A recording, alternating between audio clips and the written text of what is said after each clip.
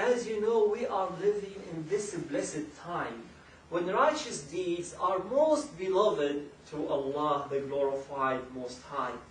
And Muslims around the world are reminded to do righteous deeds and to increase in their performance of righteous deeds. I received many emails reminding me of doing more good deeds. And these good deeds that I was reminded to do, after I look at them, most of them fall in the category of ceremonial and non-ceremonial acts of worship. Loved ones, we need to get a broader vision of good deeds if we want to experience a broader and a deeper good life.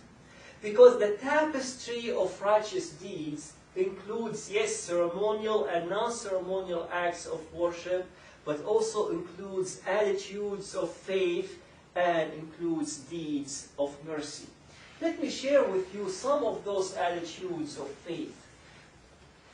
Attitudes of faith are those states of mind that believers must have continually throughout their mental awareness. Loving Allah, depending on Allah, fearing Allah, venerating and adoring Allah are attitudes of faith that counts as righteous deeds. They are the air that a believer breathes. If we stop breathing them, we will die spiritually very quickly. Those very important elements of our righteous deeds. And this attitude of faith, loved ones, are the outcome of knowing Allah. Thus, the most important righteous deed we want to do is to increase in our knowledge of Allah, God, the creator of the universe, the God of Abraham. Some say, Allah is Allah, what else is there to know? Well, that is very far from the truth, because knowing Allah is a lifelong, ongoing learning process that is of the greatest importance to the believer. Because ignorance of Allah lies at the roots of the weakness of faith.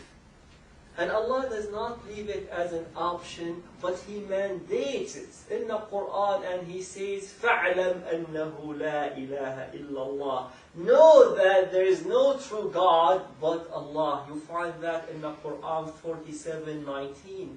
And this statement has two parts. Allah is telling us to know Allah and to know there is no God worthy of worship except Him.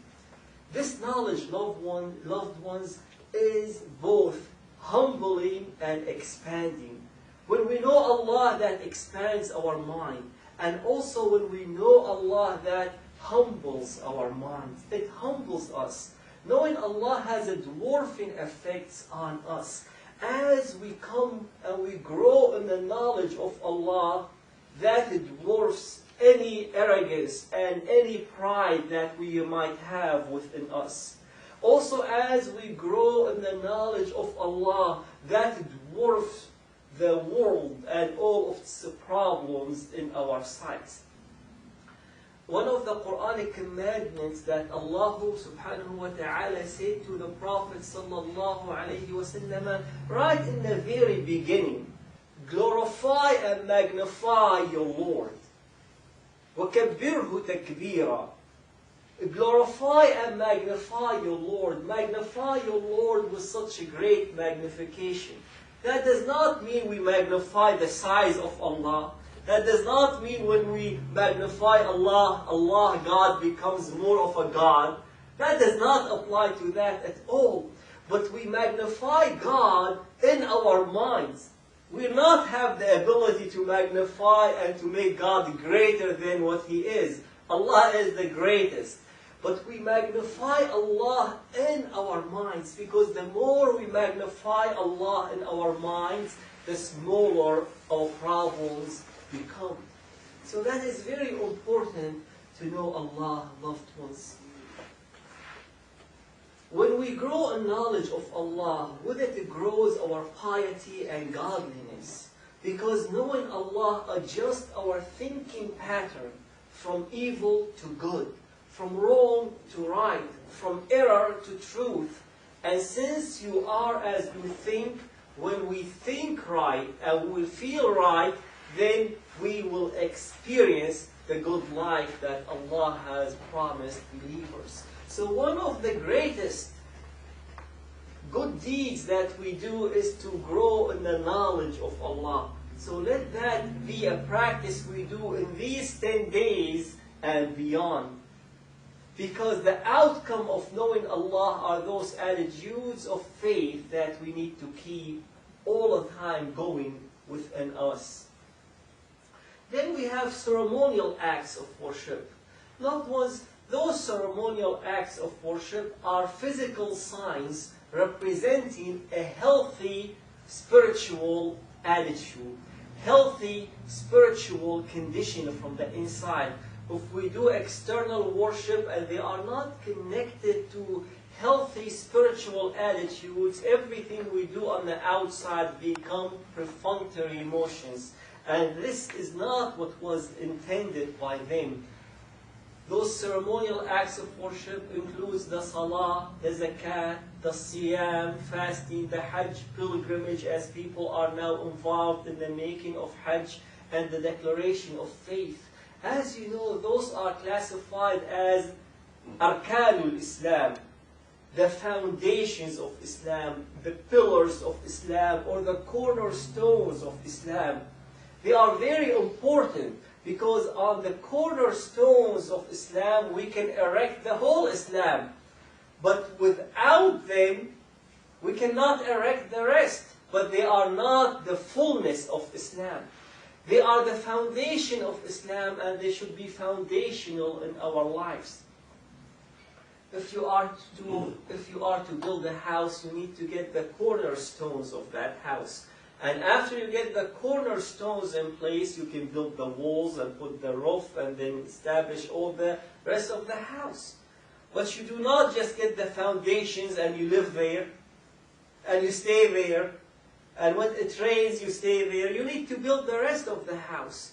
So as much as they are important, but the Prophet ﷺ tells us about them to be arkanul Islam, the cornerstones of Islam, and that means we need to build around them, and by their strength, the rest of our Islamic life.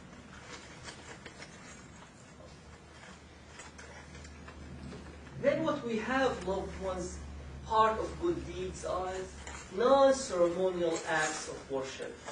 And as the name suggests, these acts of worship are not regulated to ceremonial liturgical worship. An example of these acts of worship, statements of all praise and commendation, reading the Quran, reflecting and meditating upon Quranic truth, giving in charity, and all the prayers that we do before we do certain activity, or during doing a certain activity, or after doing a certain activity. And here, education is your pathway to enrich your life with non-ceremonial acts of worship, because there is a way to carry almost every practice you do, and sometimes you have a short prayer that you say with it. And those short prayers entail praising Allah, seeking His help, soliciting His protection, and requesting His guidance. These prayers are not meant to be verbal expressions said mindlessly, but they are techniques when they are said in faith and understanding that release in your life the protection, the guidance, the help, and the blessing of Allah, the glorified Most High. So when we say those prayers, we are invoking the blessing of Allah to come to our lives, and that translates to make it a good life. That translates to make it a good life, but the key is we must not say those prayers in a perfunctory fashion without knowing what they mean, what they imply. They have to be said in understanding and in faith.